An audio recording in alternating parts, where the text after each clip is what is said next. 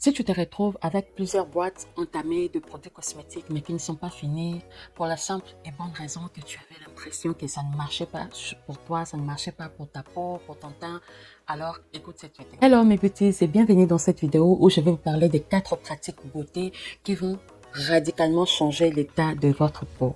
On peut très vite se retrouver dans une vague où on teste, ça ne marche pas, on met de côté, on rachète, on teste, on reteste. On supprime des choses, on rajoute d'autres et on change complètement sa routine, on demande des conseils et on applique. Bref, on fait tout et n'importe quoi sur sa peau, mais il n'y a pas de résultat. Je vais vous parler de 4 pratiques. Si vous les incorporez dans votre routine skincare, vous allez vraiment voir une réelle différence. Parce que moi, j'ai changé ces petites choses, j'ai incorporé ces petites choses dans ma manière de prendre soin de ma peau et vraiment, j'en vois de résultats. Il y en avait, c'était du tic au tac sur le champ et d'autres avec le temps. Donc, je commence à voir maintenant le fruit de ce que j'avais fait comme changement. C'est pourquoi j'ai décidé de le partager avec vous. Parce que la plupart des personnes qui me posent des questions ou même qui me demandent des conseils, quand je leur pose la question qu'elles ont comme routine, elles n'ont pas de routine en fait. Ou soit elles ont une routine, mais une routine très stricte. Les choses dont je vais vous parler dans cette vidéo ne va pas vous prendre des centaines de dollars ou soit des heures et des heures. Non, ce sont des choses très simples qui vont vous prendre pour d'autres 5, 10 minutes et pour d'autres 10, 20 minutes, mais qui, si vous décidez finalement de les appliquer, vont vraiment vous aider dans l'état de votre peau. La première pratique dont je vais vous parler, c'est le nettoyage en profondeur. Vous allez me dire que mais ça c'est normal. Quand on se réveille le matin, bien sûr qu'on nettoie le visage, c'est normal. Je me souviens, il y a de cela quelques années, je me réveillais le matin, je prenais un peu d'eau, voilà, je nettoyais mon visage et pour moi, mon visage était nettoyé, c'était bon. Mais sauf que non, c'est pas bon en fait. C'est pas bon du tout. C'est pas comme ça en fait.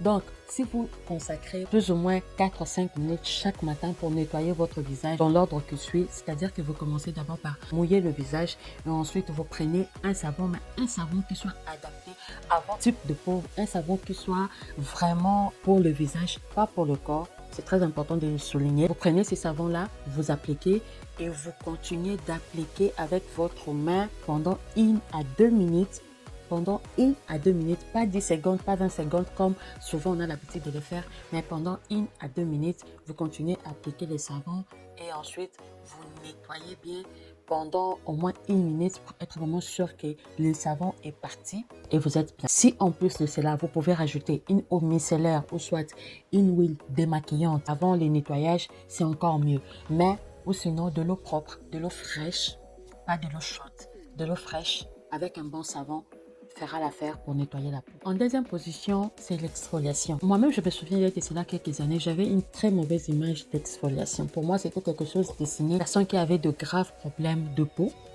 alors que non. L'exfoliation, tout simplement, c'est un acte qui consiste à éliminer les cellules mortes et à booster les renouvellements cellulaires. Parce que oui, la peau est un organe. C'est un organe vivant. C'est-à-dire qu'elle vit, elle croît, elle meurt, elle se renouvelle. Donc, il y a tout un cycle qui est en train de se passer au niveau de la peau.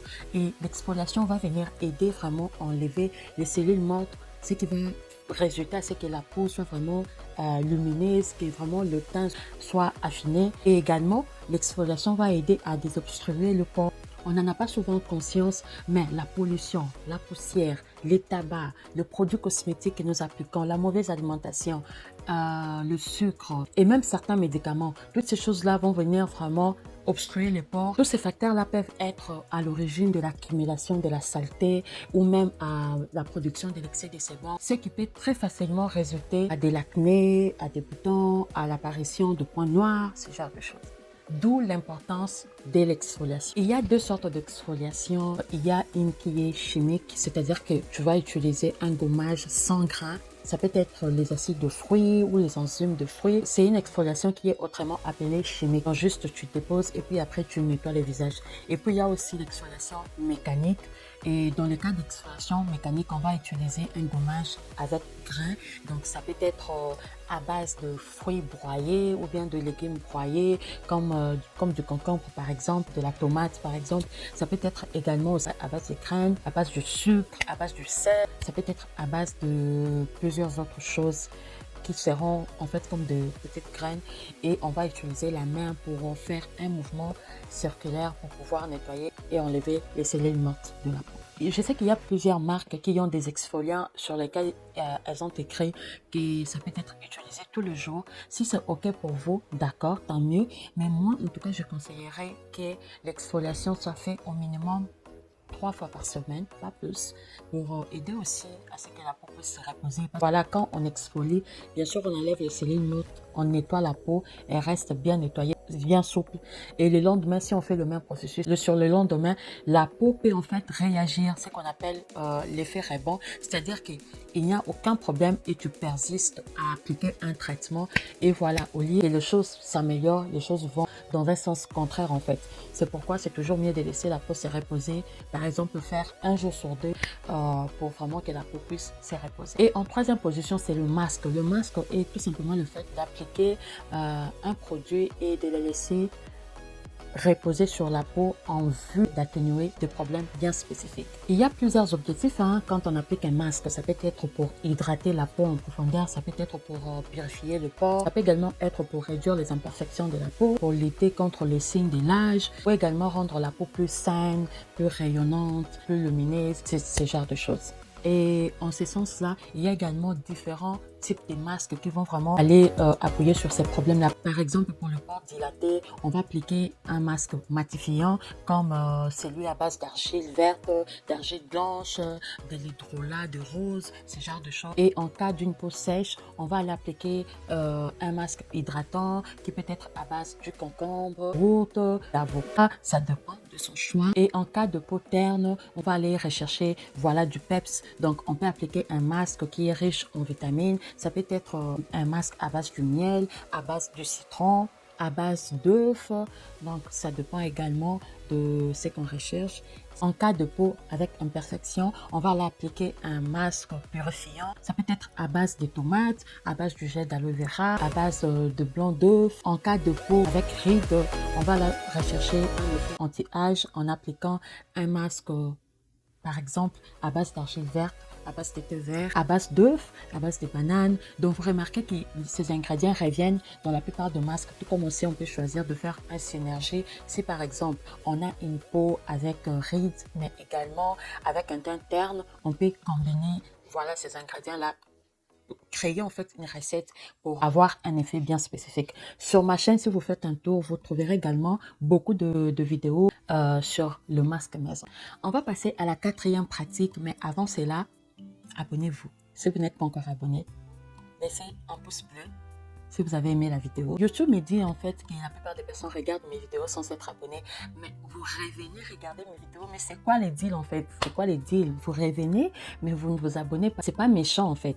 Des fois, on ne pense tout simplement pas, mais si vous aimez bien le contenu, abonnez-vous pour plus d'astuces beauté, plus de conseils bien-être sur la chaîne. Et la quatrième pratique, qui à mon sens est vraiment le soubassement, c'est les démaquillages. Je sais que parfois on passe une très longue journée, ou soit une journée difficile, ou soit on est simplement fatigué et on est pressé de dormir, mais prenez quelques minutes avant de dormir pour vous démaquiller. Et le démaquillage n'est pas seulement dans le cas où vous avez eu à faire le make-up en journée, parce que la plupart des personnes, quand ils entendent démaquillage là, ils se disent que si je dois me démaquiller, c'est parce que je vais démaquiller en journée.